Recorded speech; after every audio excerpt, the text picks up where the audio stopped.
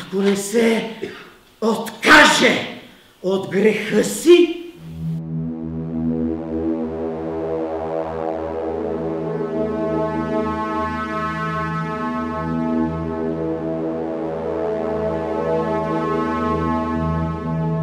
скъпи Коре, имам една молба да ви харесвам, да направите впечатление, да сте известни, да сте велики и най-важно, да ви обичам.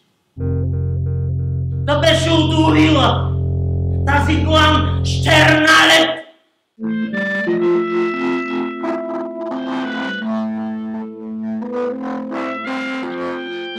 Ето и нека, ако може, човек да гледа на живота като през дупката в сандал.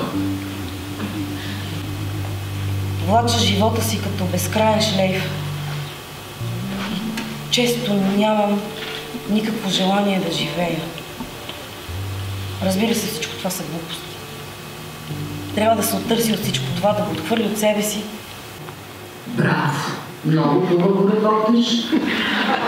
Аз те наблюдавам как градиш образа, как си намисляш така разни детайли, трупаш, дето си вика ние на това ви учим, нали?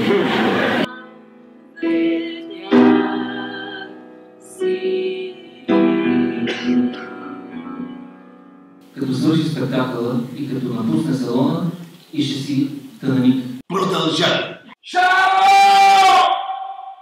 Къде се криеш, кучи сине?